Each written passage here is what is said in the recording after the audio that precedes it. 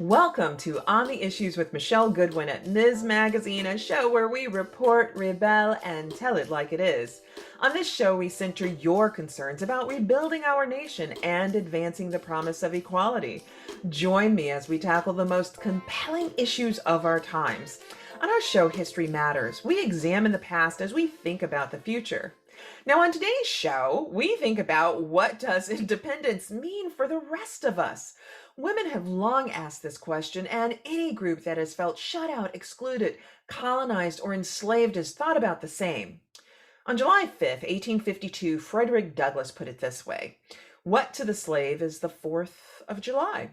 It was a time in which our nation reaped benefit from the enslavement of kidnapped and trafficked Black people from the shores of Africa. And now I know so many of us are hearing attacks on critical race theory, and some of you are wondering, what does that mean? And you might even be asking, why do we talk about Frederick Douglass in 1852?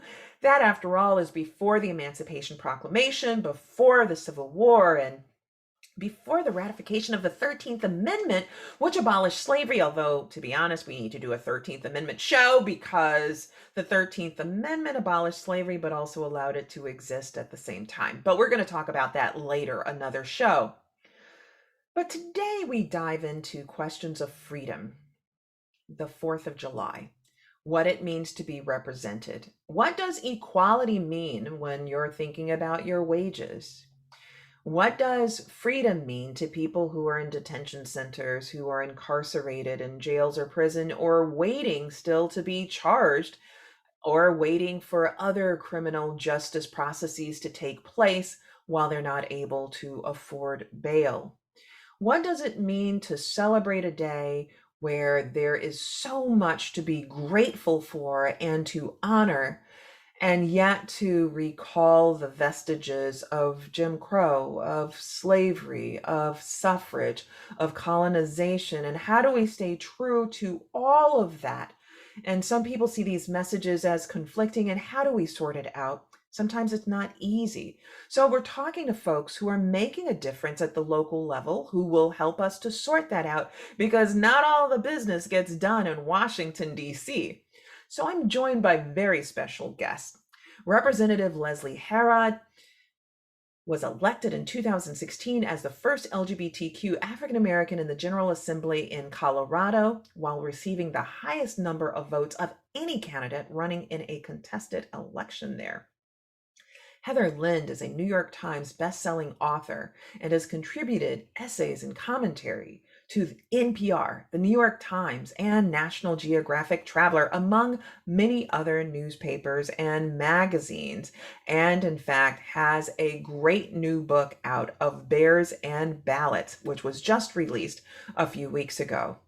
I'm also joined by Representative Attica Scott, who serves in the Kentucky legislature representing House District 41. She serves on critical committees, including education, local government, and elections. So this is a powerhouse episode. So grab whatever drink is nearby you in that mug, in that glass, and take a good sip. And if you're barbecuing this week, today, take a good bite. But do sit back, listen, because there is such critical engagement that they're dropping. And I am absolutely thrilled to have these guests on today's show. Rep Scott, this has been a question that has confronted women. It's of all backgrounds. It's confronted African Americans in very unique ways. Frederick Douglass did a very famous oration associated with what does the 4th of July, mean to me? What does that mean to people who were enslaved, and even post-enslavement with Jim Crow? And it's a complicated kind of space. Can you tell us a bit about what does the 4th of July represent to you and the constituents that you represent? Yes, and that's a heavy question. I know that a few years ago when I was served on Louisville Metro Council, I remember being invited by my political party to partake in reading the Declaration of Independence on the 4th of July, and I stopped I stopped going. I have not done that since I've been a state representative because those words ring hollow when I think about, as Heather said, our indigenous siblings on whose land we stand and don't acknowledge, and um, what colonization has done to our indigenous siblings, and we still have yet to reconcile with that reality. And it's very difficult to see the 4th of July, Independence Day, as a day of celebration when people are still fighting for independence and freedom for Black lives, right? When we still don't have justice for people who've been murdered by police.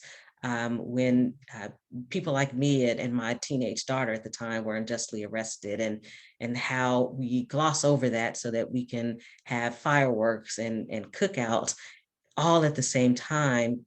On that very day, I guarantee you there are going to be some Black and Latinx folks and indigenous folks across this country who are going to experience police violence.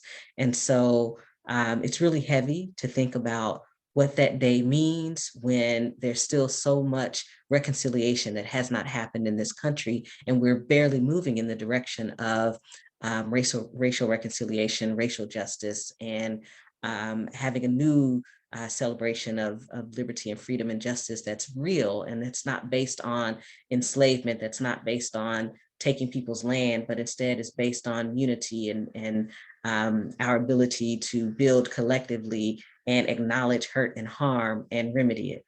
I so appreciate you speaking to that heaviness of it, and you too, Heather, because that heaviness, when I think about it, internment of Japanese Americans, leading to the Karamatsu case, and yet people who invested in joining U.S. service and military, indigenous people who have also fought for this country, African Americans, Latinx folks, and yet also feeling dispossessed at the same time. But it's a complicated celebration, and I want to just ask too, given that there's a lot of pushback right now about what history should be told or what is history.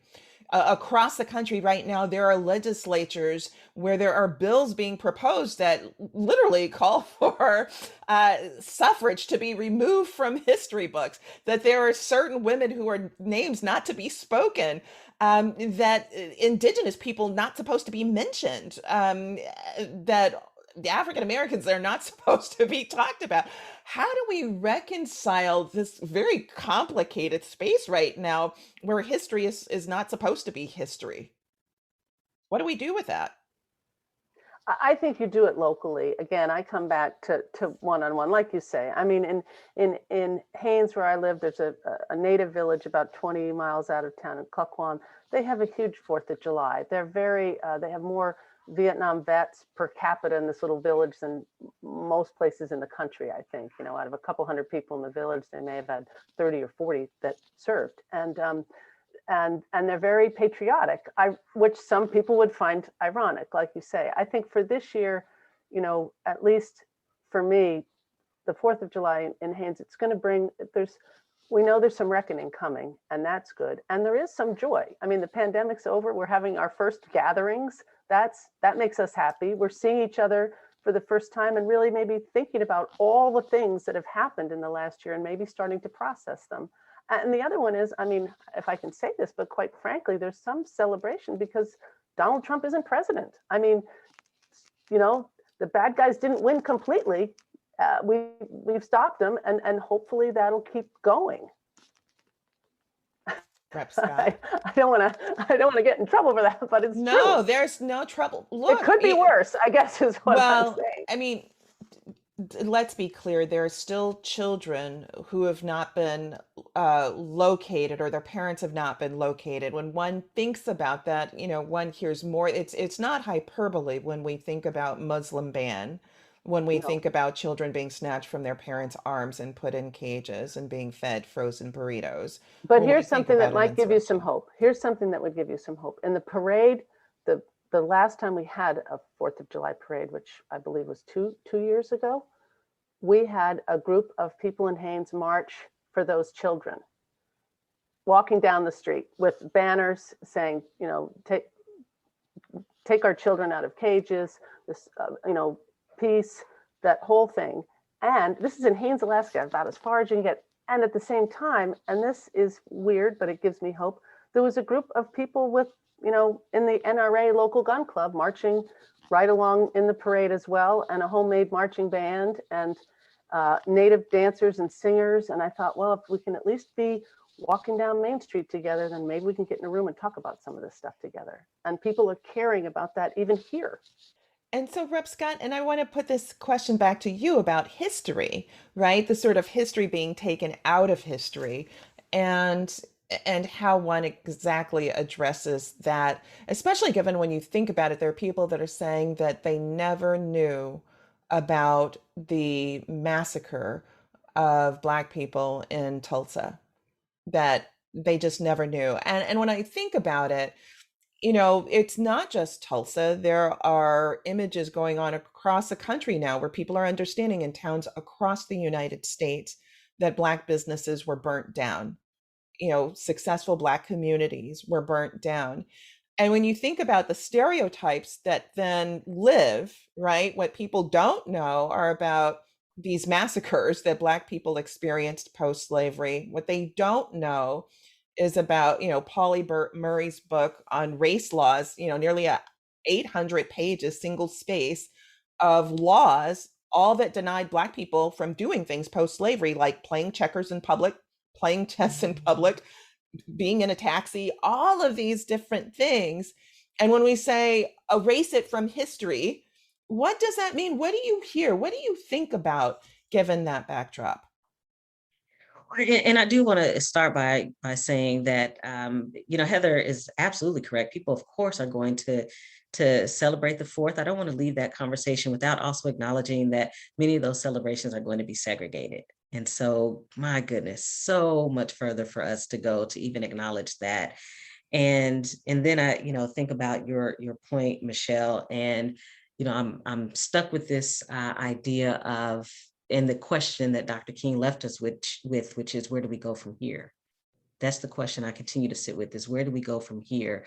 Because in my opinion, there are some people who choose to ignore and to be ignorant of history, who have chosen to not even notice anything that may come into their purview about Tulsa or Rosewood or any other part of this country where Black people were able to thrive and live in communities that they operated, right? That they were the leadership of.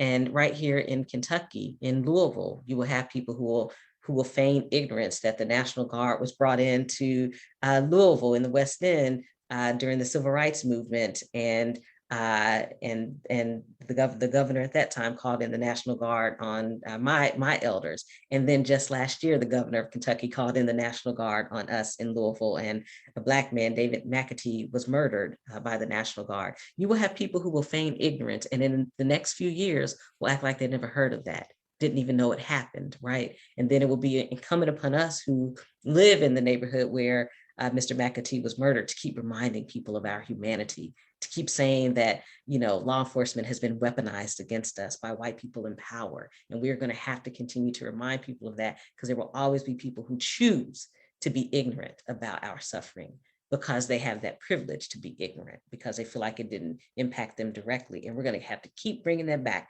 and keep putting it in people's faces and saying, we're going to push back against any form of legislation at the state level, anywhere in this country, that does not want that history to be taught, because that is the history of this country. That is the history of the Commonwealth of Kentucky. It is the history of the city of Louisville. And we are going to put it front and center, because we cannot get better. We cannot move forward if we don't acknowledge that history and then turn that acknowledgement into action for change and for justice and for transformation.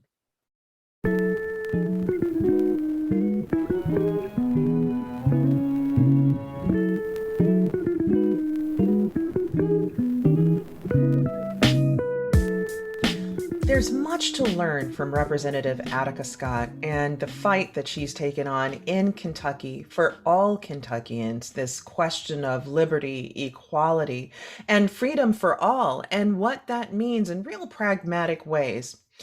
So it gives me great pleasure then to turn to Representative Leslie Harrod. As I mentioned earlier, she was elected in 2016 to the Colorado General Assembly. She serves as the chair of the House Finance Committee there, vice chair of the House Judiciary Committee, and chair of the Committee on Legal Services. She also chairs the Colorado Black Democratic Legislative Caucus and the Arts Caucus. She's been very busy and doing incredible work for the people of Colorado.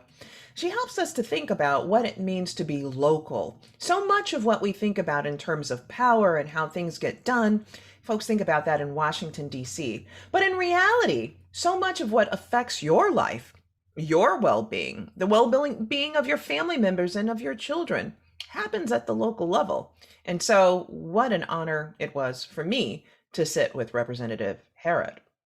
Representative Harrod, you were elected in 2016 as the first LGBTQ African American in the General Assembly in Colorado. And while receiving the highest number of votes of any candidate running in a contested election at that same time, which is really just terrific.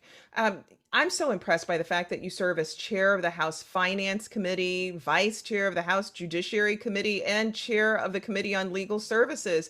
You have been very busy. What motivated you to run for office, and what keeps you in the fight? Well, that's a great question. I have been working in Colorado politics since I was in college, honestly, lobbying at the state capitol for access to higher education for students and student fee autonomy, and really began to understand the power that exists within these capitals, especially at the state level. But I didn't know that I was going to run myself, because in Colorado, we didn't have very many Black female legislators. I ended up working for the one who was serving as the only African-American female legislator at the time, Representative Rosemary Marshall. But we had no Black queer legislators. And she was the only. She was the only. She took me in as her mentee, as someone who was hanging out around the Capitol looking for work. She gave me a job, and but also really gave me that mentorship. And so when she term limited out, there was conversation about me running then, but I quite frankly wasn't ready to run. I felt like I needed to learn more. But on top of that, I was very unsure about how the community would react to my sexual orientation. And if that was a position I wanted to put myself in, honestly. But after the seat was won by someone who did not reflect the community, and quite frankly, didn't even seek out the voices of folks in the community, it was apparent to me that when the seat came back open, that I was going to run. And with the support of my mentor and so many others, I did. And to my, I think, surprise and pleasure, I think, the community embraced me, and they said, listen, we've always known about your sexual orientation. You're not going to win despite it. You're going to win because of who you are. And we want you to run and represent us. And this came from everyone from elders to church folks, to young folks, white, Black, brown, everything in between. And I was really supported in my election, and hope to be that same support for other folks who are looking to run for office as well. Well, when I first came to learn about the impact of your work, it related to something that so many girls and women experience, and that's menstruation. And what was so moving about it is that you very bravely and courageously talked about what was happening to women incarcerated in Colorado who were having to bargain to receive appropriate sanitary care, such as tampons. Can you tell our listeners a bit about that? I mean, it was just absolutely stunning, both what you were able to accomplish, but also what you were able to reveal. Absolutely. So as a member of the House Judiciary Committee, and eventually as the vice chair, I spent a lot of time, quite frankly, in prisons and jails talking to people about what they need, because they deserve representation too. But being in prison and jail has not been foreign to me. my sister has been in and out of incarceration since I've known her. So for honestly about 30 years. And I know firsthand the decision she had to make between, buying a tampon or calling her kids. People are making, women in correctional facilities are making, if they make anything, about $1 a day. And to buy a $12 box of tampons is not something that's easily done. And so women were having to barter, beg, create their own products in order to meet their sanitary needs. And quite frankly, that was unacceptable to me. So as a member of the Judiciary Committee, I decided that it was time to change that, and that I would run an amendment on our budget to require that tampons be provided at the state level in all detention facilities, but then subsequently ran a bill to ensure that our jails and other facilities that were not state run had that requirement as well. And I got to tell you, when I go back and visit these facilities, it's the people there who menstruate who are saying that this is the thing that has made them feel like they have the most dignity, that their advocacy has made progress for them. And so I'm really proud of that work, and wish the conversation didn't have to happen, but glad we can move it forward in Colorado. And something that was so long overdue. And I wonder, is that also an example of the multiple identities and sensitivities that you bring to this work? As a Black woman who has experienced family members in the systems of incarceration, as someone who's sensitive to people who would be impoverished, as a woman. I mean, do you because one wonders, well, okay, how come that hadn't been addressed before? Absolutely. I think because it for so long has been men making these decisions, they don't even want to have the conversation. They couldn't even say the word tampon, much less provide them to the folks who are in their facilities. And so, I did take people by surprise when I brought that amendment forward, and said words like tampons and panty liners and pads without feeling embarrassed or ashamed, and instead, really saying we should be ashamed that we haven't had these conversations and we haven't provided these products. We provide, toilet paper and shampoo. There's no reason, and soap. There's no reason why we shouldn't provide these types of products. And to my, again, to my surprise, maybe, but the thing that has changed is that there are more women now serving. And when I ran my first tampon amendment, I was proud that my mentor was Faith Winter, a representative who fought for female equality, equity, all that stuff, and really was a part, considers herself a feminist and a part of the women's movement. But then also that, the Speaker of the House was a female, Crisanta Duran. And then our governor at the time was hearing from the First Lady, his wife, or his partner at the time, about why this was so important. And so it became a conversation that was not one that was stoppable, right? Because there were so many women who stood up and said, no, this is something that we must do. And I'm proud to say that the conversation has now evolved, because now we have men being a part of the conversation saying, why aren't we providing these products in our schools? And we have trans women who are stepping up and saying, it's important that anyone, no matter, their gender expression, has access to these products. And so we want to make sure that they are available in all restrooms, right? And so These are conversations that continue to evolve in Colorado, and it's so important, and it's the right thing to do. Well, it's really a spark that is setting a flame all across the country, what you've done. And it was so powerful, still gives me chills looking at the video of you as you are holding up sanitary supplies saying, yes, this is a tampon, and that we shouldn't be ashamed to talk about it. And that is really great. You really are inspiring movements all across the country. But I see as well, you are just at it in terms of legislation, right? So you've very recently announced a bill to eliminate court fines and fees for juveniles, HB 21-1315. It passed the Senate in Colorado and is headed to the governor's desk. Can you tell us about that legislation? Sure. Well, this is kind of, I guess, the evolution of my career here is that I really wanted to make sure that I was a part of the decisions on the budget, because a lot of the bills I had passed had success, but the ones that didn't were stopped because we didn't have enough money to pay for them. So I was appointed by the speaker this past year to be on the Joint Budget Committee. And as a member, there's only 6 of us, we have great power in building the budget. And so while I had tried to run bills previously looking at fines and fees, I realized our judicial system is so dependent on them. So even if we all agree that these fines and fees are not working, right? They're setting kids up for failure. No one was willing to sacrifice their budget for these youth. And that was a problem to me. And even though the courts really recuperate only about 25% of those dollars, so 25 cents on $1, they recuperate, they still were charging these fines and fees and using that revenue to pay for other court services. So I said, let's step back. Let's talk about what our values are, which is, these additional fines and fees are not working. They're hurting the juvenile and their families.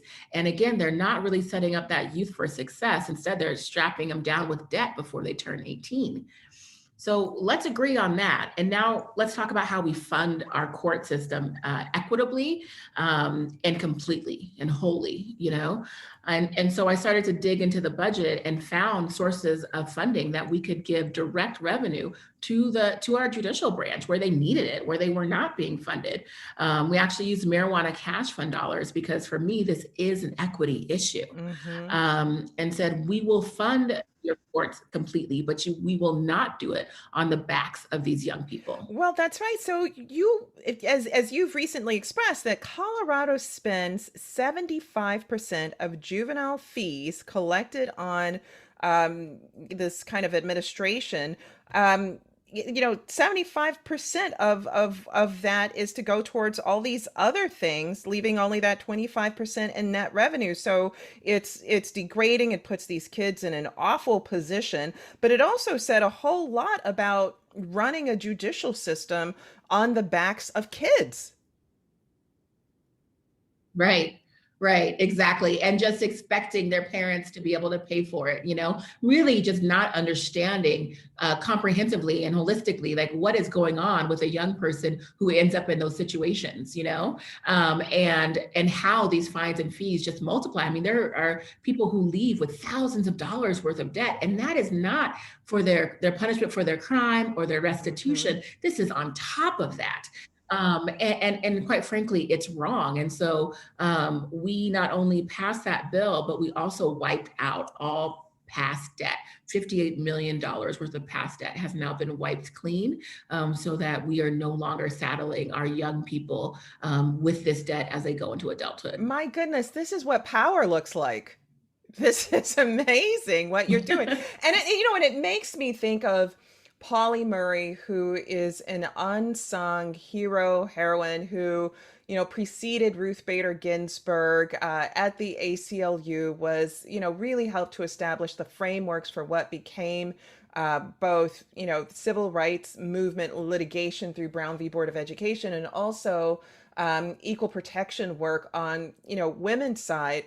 And she wrote this book, which is amazing, nearly 800 pages, and it's called Race Laws. And it's single space, and it just documents all of these horrific laws, Jim Crow laws, such as laws banning Black people from playing checkers in public, laws banning Black people from being able to play billiards. And so when I think about the work that you're doing, this amazing, impactful work, and then I think about what these folks were doing in legislatures, like sitting around saying, oh, let's dream up a law where we can ban Black people from playing checkers. And I'm thinking, and that, those people got elected. I'm so happy that you are in the Colorado legislature and, the trend that you're setting.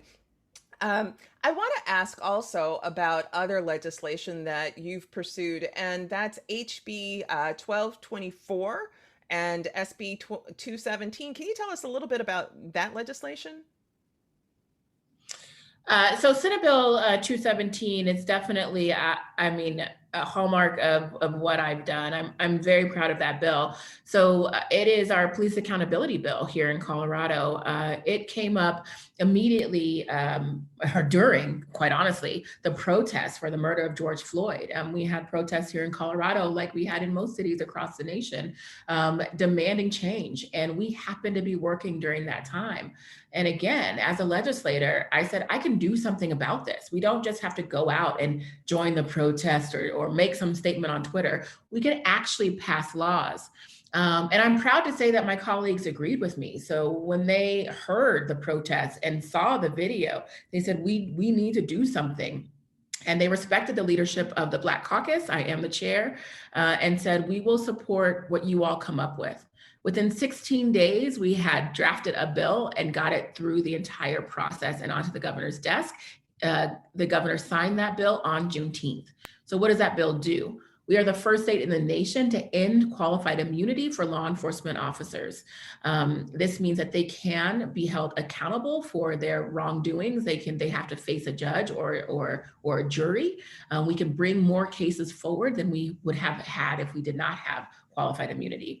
Additionally, we required all law enforcement to wear body cameras by 2023, and that footage has to be released to the families directly within 21 days, unredacted, unedited, because we've seen that too often where you get a little clip and not the whole thing. You only get the part that tells one part of the story, and that is so very important.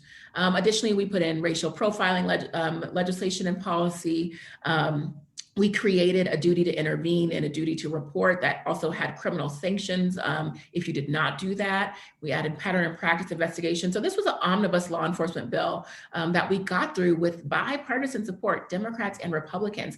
And I'm proud to say that since that bill has passed, it has already had an effect. We are already seeing officers being charged under the crimes that we created in that bill. And I believe we're saving lives because we banned chokeholds, we banned fleeing felon, meaning if someone is running away, you cannot shoot them in the back.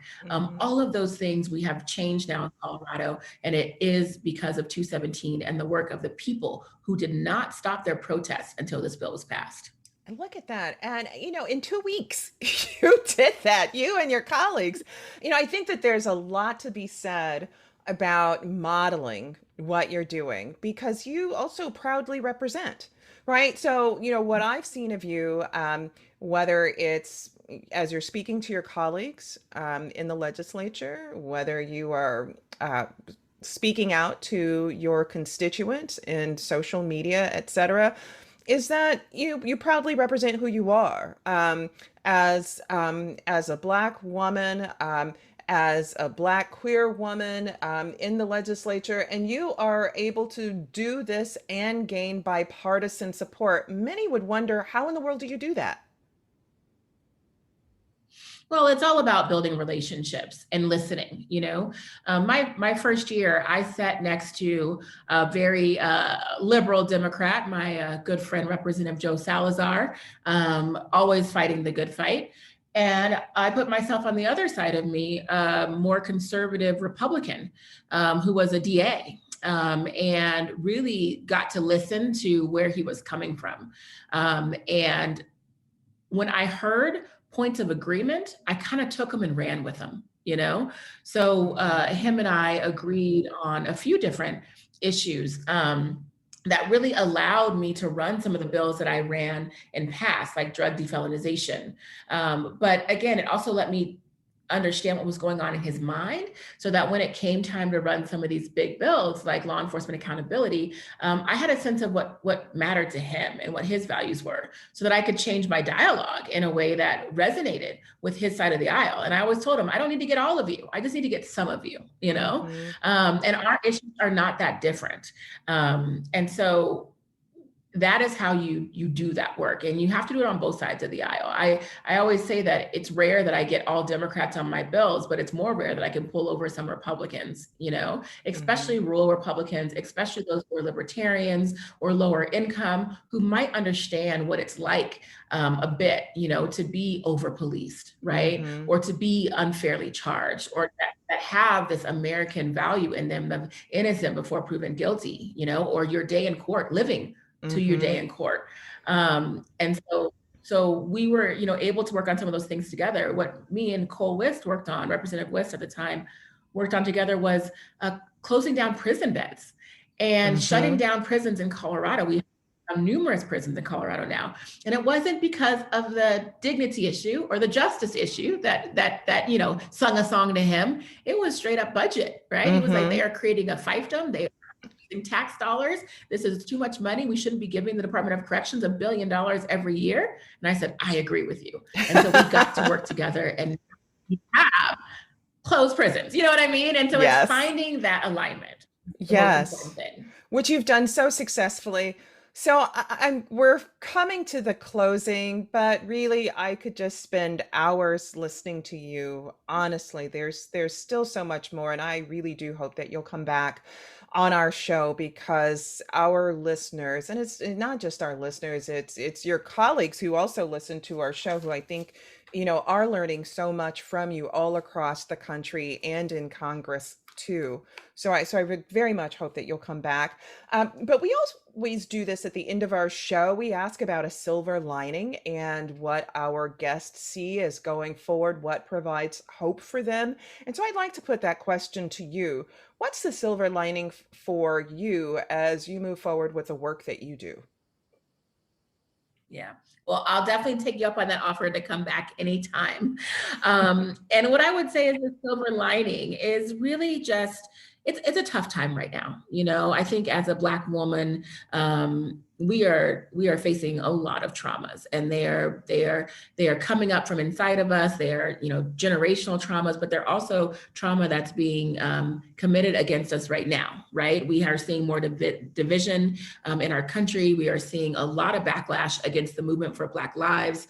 And that is just creating a lot of, I think, negativity and kind of a cloud. COVID, it's just one thing after another. But what is inspirational to me is that we are changing the game. And if we can focus in on that, I think when we look back on this time, we will see that Black women have not only led the conversation, but they have changed laws and policies across the board, not just in the legislature, but in their places of work, in their homes, in their communities, in whatever way that looks like. And so we are making progress that I don't think we've seen in a very long time. And that provides me with so much hope and inspiration. So that when I look at, a little Leslie, a little Black girl coming up through school or coming on a tour of the state capitol, who's like, I could do that job. I could be that person.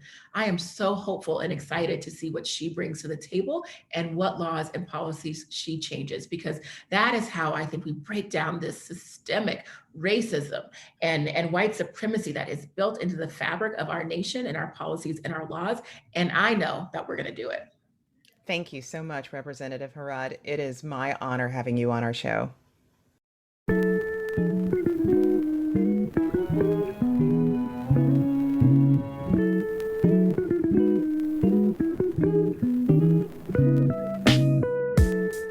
So at this point, I needed to turn back to Representative Scott and Heather Lynn to give a sense about what happens on the ground in places like Alaska and Kentucky. What does it mean to represent people at the most intimate local levels? City councils, school boards, state legislatures. And what is it like for women to run for office, and how do people respond to them? And does it matter if you are a woman of color or not? Does it matter if you're LGBTQ? How do people come out to support? How do people resonate with the messages that women are offering in these times? And they have a lot to say.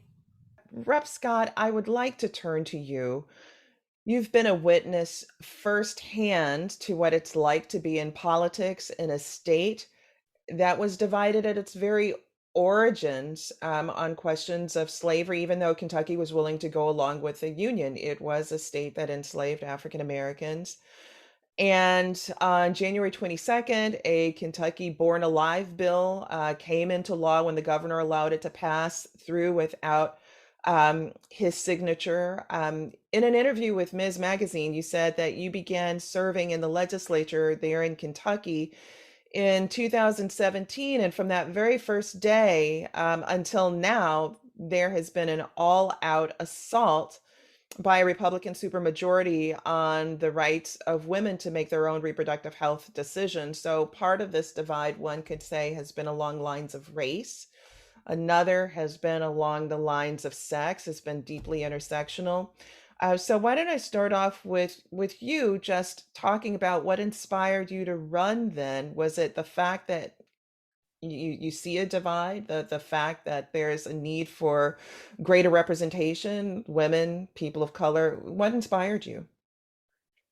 Interestingly enough, Michelle, for this particular seat as a state rep, I was encouraged by another state representative, a woman who is currently in office, the awesome state representative Mary Lou Marzi. And for about a year, she encouraged me to run. I had lost my reelection to local government, Louisville Metro Council, and she kept saying my vision was bigger and broader and it was needed in Frankfort. And she encouraged me to run against a long-term incumbent, someone whose family had held the seat for almost 40 years. And so that was pretty significant, pretty huge to have her say, we need you in office and I'm going to do what I can to work to help you unseat someone who was in my own political party. So that's how I ended up being recruited to serve as a state representative, is by another woman who saw something in me that was bigger and bolder and braver than the person who was representing us at the time. So, in fact, on Bigger, Bolder, Braver, you also shared something else, which is that you had a seat in local government that you lost. So, could you tell us a little bit about that? Because that would be devastating for people, and they'd say, I'm never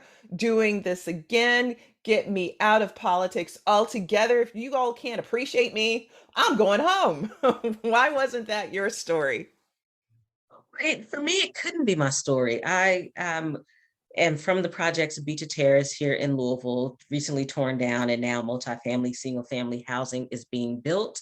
So I have a different set of people who are looking to me for lots of other reasons than what we typically see with politicians is, let's maintain incumbency, or you're wealthy enough to run. No, it was people who were like, no, she's from the hood like we are. She's from the streets like we are. She has lived the same kind of experiences that we have lived, and she's going to, bring that to her service. And so when people elected me to serve on Metro Council, that's what they saw. And for me, it was a unique situation, my loss.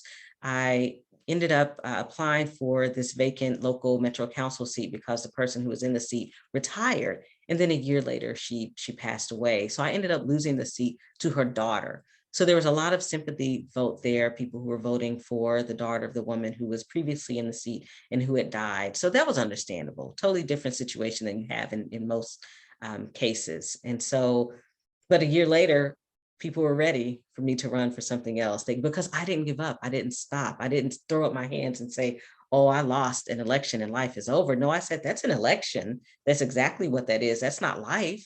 That's part of my life, but the work continues. People are still houseless. People are still hungry. People still need a robust public transportation system so they can get to work. That doesn't stop because I lost an election. That work has to continue. And so I kept going, and people saw that.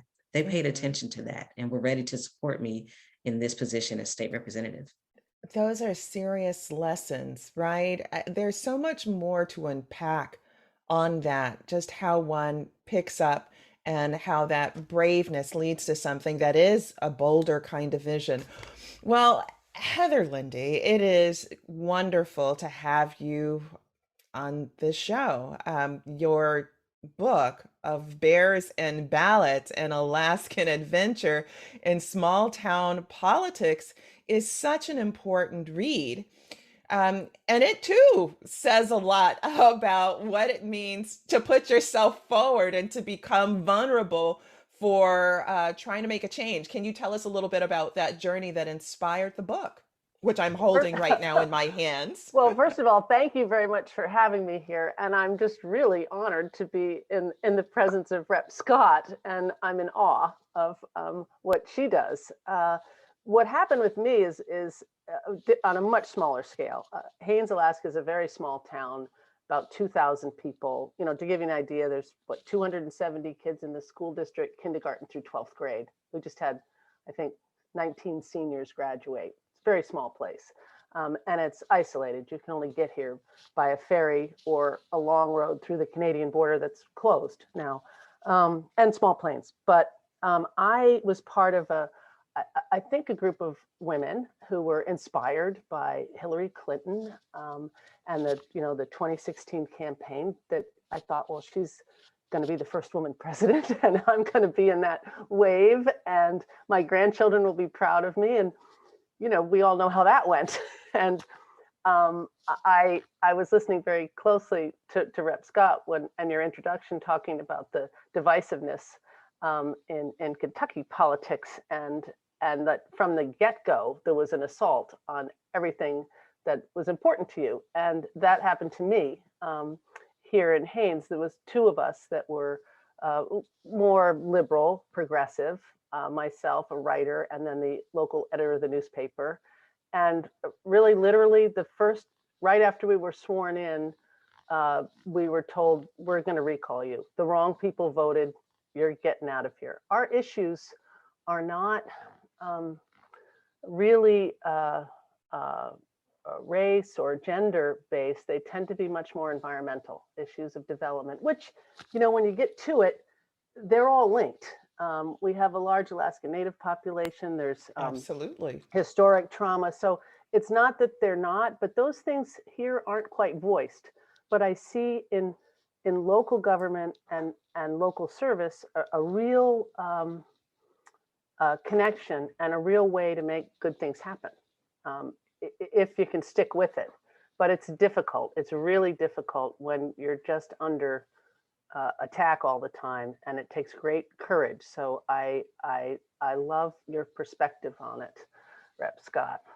well. In fact, so let's unpack further, and let me turn back to Rep. Scott, because you've been described as a reptivist, which is a very interesting term. I've never heard of reptivist before, but this is one of the labels that's been tossed at you. And it's because you come from an activist and organizing background.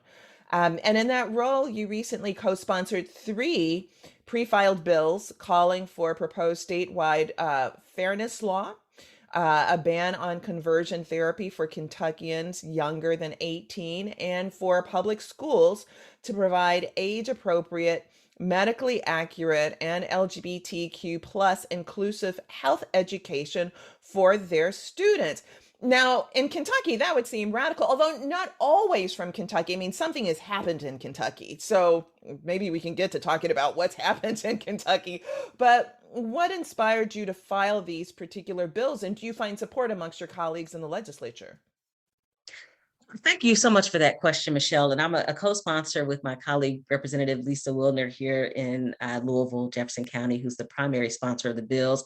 And we intentionally announced those bills on the first day of Pride Month, in part because we wanted to acknowledge that it was a Black queer woman who led the Stonewall uprisings in 1969. And then just a year ago, we had the uprisings for Black lives in Louisville and across Kentucky. We had, Michelle, literally thousands of people in Appalachia and rural Western Kentucky marching for Black lives in 2020. So for us, this was bringing all of that together to do, really to go back to your point and to Heather's point about how all of our issues are intersected, right? How they are connected. And we see and we live that daily. And so for us, it was a way of bringing them together and saying to folks, yes, we can protect our young people from the dangerous practice of conversion torture.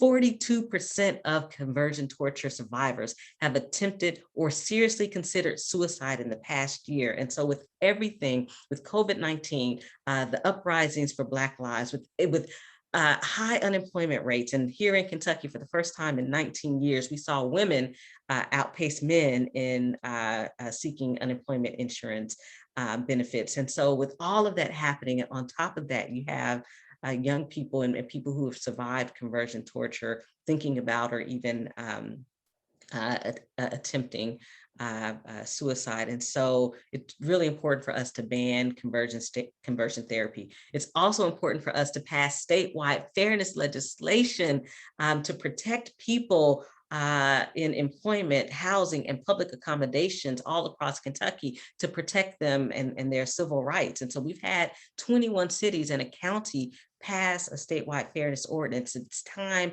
to pass that at the state level. And then, of course, yes, it's vitally important for us to have comprehensive and inclusive sexual health education in our public schools. So it was important to me to sign on as a co-sponsor for those measures. And I do want y'all to know, I think it's really important for your listeners who are thinking about Kentucky in this context. This has support of people who are Democrats and people who are Republicans. And so we're beginning to see a shift in Kentucky in the way that people are thinking about how we protect folks who are LGBTQ+. Well, I want to add on to that because our listeners also know we've done a show, our 15 Minutes of Feminism, Who Killed Breonna Taylor. And so what's on their mind, in addition, is so much coming out of Kentucky. I mean, Kentucky has really become a place for the nation to watch. It's also the place where Breonna Taylor was killed in her own bedroom, an essential care worker who was not treated with the dignity that she deserved, that we all owe to her, given the work that she was doing.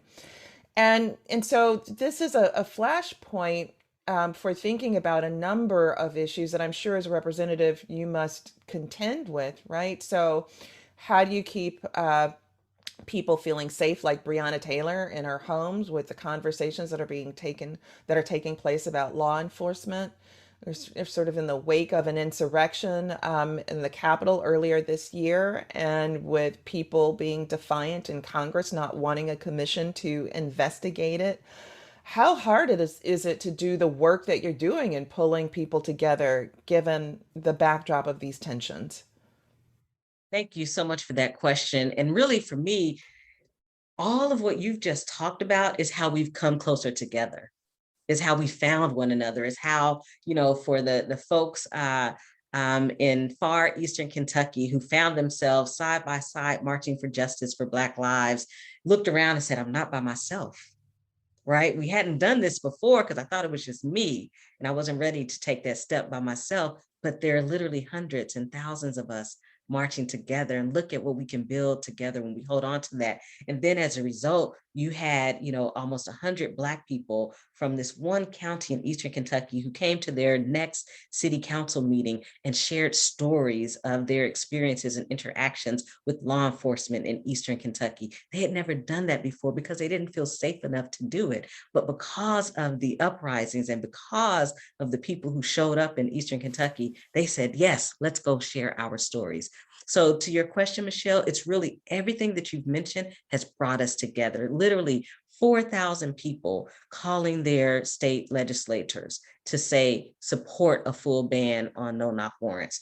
5,000 people sending them emails. And this is from all across Kentucky. We've never seen anything like that before on a piece of legislation where folks felt connected in the way that they did with the bill that we were trying to pass to ban no-knock warrants. So I would just say that the pressure, everything that we've been experiencing has made us look around and say, how do we support one another?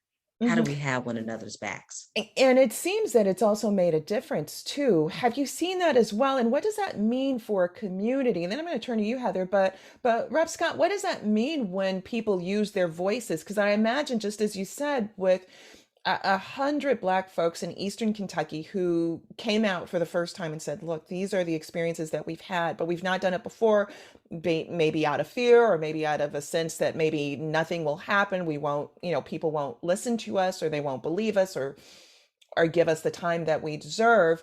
But you see something changing, and tell us about that. And then Heather, I want to hear about what that's like in Alaska. See real changes. I see people who are taking their protests and turning it into policy advocacy, and now are moving into politics and running for office themselves. And we had middle school students who came to their state capitol to support banning discrimination based on natural hair. And they have a whole video, a hip hop video they created called The Crown. And so it's all about their crown, their beautiful hair. And then you had people who were supporting police accountability measures, who are, my age and older, who've never been to their state capitol before, but they finally saw themselves directly reflected in legislation and came up to their state capitol to hold a march and a rally. That's huge, Michelle, for us. That is huge for us in the Commonwealth of Kentucky, to have people who are turning that protest into something more, and are looking at what can we change at the local and state and federal level as it relates to policy. And then why can't we run for office? Why don't we have the right to put our names on the ballot? And now you have one of our key protest leaders in Louisville who's running for mayor in 2022. This is all huge and phenomenal and fantastic. And I hope that it's a model for other people in other rural communities and suburban areas and urban areas. We're looking around and saying, yeah, I'm in a southern state, and we can match that energy that Kentucky's putting out there. I can't help but also think that this is 2021 when we're seeing this, and 2020 when we're seeing this. It's been a long time coming. Really, it has been. And so, Heather, in your book, Of Bears and Ballots, an Alaskan Adventure in Small Town Politics, you've talked about what it's like to also try to bring people together and to try to move an agenda forward. And our audience can't see the fact that you're shaking your head right now. So what in the world inspired you to do this? I mean, you're a New York Times best-selling author, but you decided to put your hat in. Tell us about that. I mean, my Representative Scott, just my heart sings when I listen to her. I mean, I'm there. That's why. I wanted to make a difference. I wanted to make a change. We didn't have the obvious, the so public issues. This is a small town. It's pretty white and Alaska Native, but there's an underlying part of it that we tend to ignore, and it has to do with poverty, abuse, all kinds of stuff. And what I wanted to speak on quickly, because you talk about police, changing police policy at a statewide level. We're pretty isolated and small, and a lot of towns that are in red states particularly are isolated and small, and the decisions that are being made by local government are the ones that are in many ways perpetuating a lot of the racism, the trauma, the sexism, even though there may be some umbrella statewide, but it's the hiring committees, it's the supervisors, it's the local councils and assemblies who approve those policy manuals, and who sometimes are people of goodwill, but aren't really savvy politically. They're not paid. They're spending a lot of time. They've got a lot going on. And so when they're handed this 300-page thing, and well, there's the police chief, they just kind of go, well, I guess it's okay, until something happens. Like, wait, how did that happen? Well, it's in the policy. And I see a place that really needs reforming is the local small town governments, because the time expected of volunteer citizens is so there's so much of it that it in and of itself creates an inequity. I mean, how can a single mom with 3 kids who's working all day and go to a meeting 4 nights a week, or spend their whole weekend instead of with their family, they're reading through policies and planning for the next meeting? It really, the system itself creates inequities, and it needs to be changed. And one of the good things about the pandemic was Zoom. All of a sudden, even in Haines, my daughters, who could never go to a borough assembly meeting, are listening at home, and they can call in on Zoom. That was a game changer. People were hearing it for the first time. Well, I want to turn to this topic of the local and how important the local happens to be, because all eyes in November and January, with so much litigation challenging the presidential election, over 60 lawsuits, um, so many that were futile, all tossed out, right? Except for one. And so eyes all on DC, but people lose sight of what's happening at the local level and how important it is to their lives. And maybe you both can help to fill in a little bit more about how it is so important that we pay attention to local politics.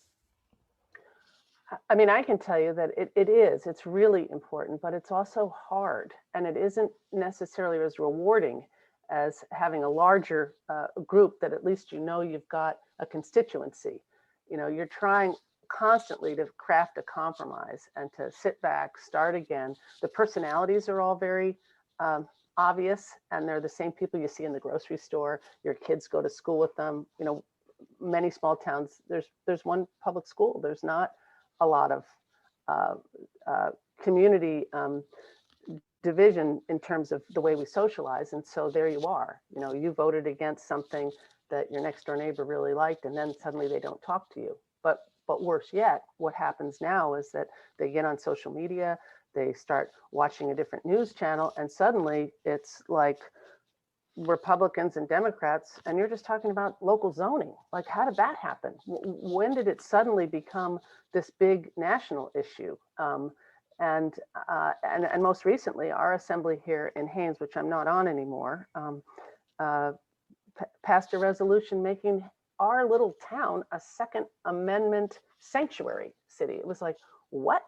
In spite of all the opposition locally, but there happened to be couple of people on the assembly, they knew they had the votes, and so they just did it. And it's like, where did that come from? That came from somebody watching OAN or whatever it was. It wasn't a local issue at all, and it suddenly became one. And that's where you see it coming down into small towns now. And I think that's a concern, and it's why people have to say to themselves, well, it's worth my time to do it, and my community is worth it, and to know that it goes out, it goes out into the way the world is, like the butterfly effect. I mean, it matters. Well, and in fact, on that note, with Rep. Scott, um, it seems to me that there's a lot of model legislation that's being pushed down onto states. ALEC, an organization that's highly influential, has been part of that. We've seen that with the Affordable Care Act and myriad other legislation that deals with incarceration and so many other kinds of things. That's the American Legislative Exchange Council, which is also known as ALEC, and it's a network of state legislators, conservative philanthropies, and some pretty wealthy donors. An advocacy group who basically draft model proposals for legislatures, and then those spread all around the country. And so when Heather Lende speaks to just what happened in terms of local politics with this new Second Amendment sanctuary proposal rules coming about out of nowhere, it makes me wonder, well, maybe it was a somewhere else. So can you talk a little bit about what that is like in Kentucky? Have you seen instances of that? And then also the importance of local governance? We have, Michelle, and what's heartbreaking is we've had bills here in Kentucky for multiple years now to do things like address the fact that Black women are 3 to 4 times more likely to die in childbirth than white women. We can't get those bills to have the light of day. We can't get the bills banning discrimination based on natural hair. Those don't get the light of day. But yet we've recently, just in the past week, had a legislator file a bill for the 2022 session to basically ban any public school in Kentucky from teaching the history of racism and sexism in this country. And so, yes, we've seen that going across the country. Kentucky is definitely not the first state that has started to move in this direction, but it quickly followed suit and fell in line because of this rhetoric around critical race theory and the 1619 Project, which neither are being taught in our public schools. But this is a way to try to ride that wave that we're beginning to see across the country. So yes, Michelle, to your point, we are experiencing that right here in Kentucky as well. And it's why people have to pay attention to what's happening at every single level of government. And please stay focused on what's happening in your own backyard with the people who tend to be closest to you, your local city councils or county commissions, what's happening at the state level, because the state can decide to do something that forces your localities to fall in line, whether you want to or not. So it's important to know who's representing you at the state level, as well as at the federal level, to know who's going to push back against some of these policies that we're seeing across the country, and make sure that there's policy at the national level to prevent things like not teaching the history of racism and sexism in our public schools. Well, for so many people that would be absolutely daunting what you say. But this is exactly why you're the reptivist, right? Which is that um, legislation that can't get the light of day, including maternal mortality. And it's an issue that's real in the state of Kentucky. And we know that nationally, Black women are 3.5 times more likely than white women to die carrying a pregnancy to term. And that's magnified. It's tripled, it's quadrupled in certain communities. And so in Kentucky being one of those spaces where there are these grave disparities as well. But we also have on our show a time in which we like to think about silver linings, and this has gone by way too quickly, our time together. And so I'm wondering for you both, what you see as silver linings going forth, what keeps you hopeful and what keeps you inspired, even as there is such divisiveness that we can see in our country. I'll start with you, Rep Scott. Yes, thanks so much for the question. I'm looking forward to what Heather has to share, because I'm enjoying the conversation that she's bringing. There's so much similarity, so much commonality that we have. This is what gives me hope, though. It's because I believe that we can build power across our geographic divides and our differences. It's the collective story sharing that will get us to the point where we're building our collective power to truly see transformative change across our country, in every single part of our country, regardless of where you are and what time zone you might be in. And so I keep going because of the young folks that I have the privilege of navigating community with, who are doing just phenomenal work to center the needs of Black folks and Asian folks and folks who are Palestinian and people who are houseless, and folks who are LGBTQ plus, who are saying we will not give up until we all know what justice looks like, until we all know what equity looks like, until we all know what freedom means in our lives. And so, if I can do anything to support our people, for me, that means showing up. And showing up as an elected official, even sometimes in spaces where I'm the only one, and we've done the work to make sure we change that, because the goal was never to be the only one. The goal was open up the door for other people to come through and make it even easier for other people to follow. And so I remain hopeful, Michelle, because now we have 2 Black women serving in our state legislature, and we have the first ever Indian immigrant, my colleague Rep. Nima Kulkarni. So that's what gives me hope, is seeing that we are actually making those kinds of concrete changes in the midst of an environment where people told us it wasn't possible. And we rejected that wasn't possible and said, we're going to show you what's possible. We're going to do it. And that's what we're doing right here in Kentucky. Heather, what about you? What gives me hope is just what Rep Scott was talking about. It's the human to human. It's the heart to heart, mind to mind. Once we start in a dialogue with people that we know, for instance, in a small town, or meet new people, and the stories, everything changes.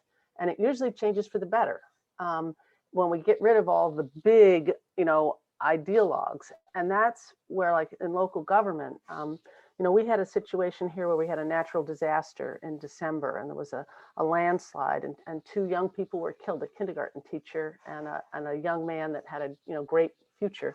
And when that happened, people who hadn't spoken to each other over politics, people who were really fighting, suddenly were helping each other out. And some guy had a backhoe, and he helped somebody who, considered him a redneck or a greenie. Those are the kind of words that you hear in small towns. And everybody kind of realized what we had in common. And it changed.